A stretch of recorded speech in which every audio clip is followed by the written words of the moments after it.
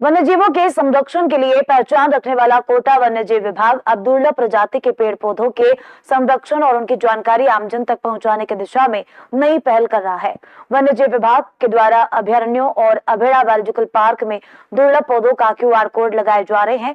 इन QR code को mobile से scan करते ही पर्यटक और पर्यावरण प्रेमी संबंधित पौधे की प्रजाति, आयु, विशेषताओं और पूरे अभयारण्य में उसकी संख्या जैसी महत्वपूर्ण जानकारी प्राप्त कर सकेंगे। इस सुविधा में भैंसरोडगढ़ अभयारण्य, उम्मेदगंज पक्ष विहार, अभेड़ा बायोलॉजिकल पार्क सहित विभाग के संरक्षित क्षेत्रों में ये शुरू की जा रही है। वन्यजीव विभाग डीएफओ अनुराग भटनागर ने बताया है, विभाग अब तक वन्यजीवों के संरक्षण पर कार्य करता रहा है, लेकिन अब दुर्लभ वनस्पतियों के संरक्षण पर भी विशेष ध्यान दिया जा रहा है।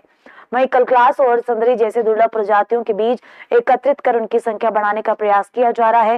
विभाग का उद्देश्य आधुनिक तकनीक के माध्यम से लोगों को दुर्लभ वनस्पतियों से जोड़ना, जागरूकता बढ़ाना और जैव विविधता के संरक्षण को नई मजबूती देना है।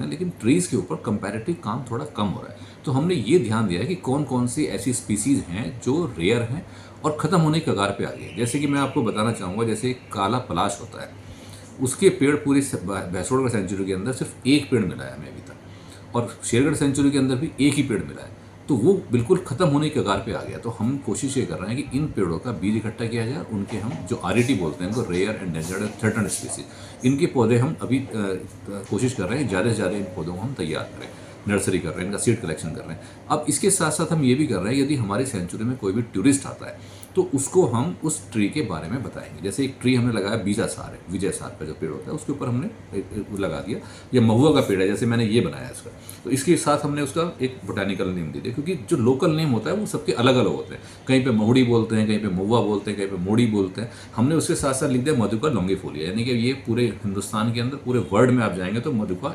लॉन्गिफोलिया ही मिलेगा। इसका साथ साथ हमने एक क्यूआर कोड दे दिया है वहाँ पे, इसकी ये बोर्ड पे लगा हुआ मिलेगा आपको, ट्री के ऊपर लगा हुआ मिलेगा।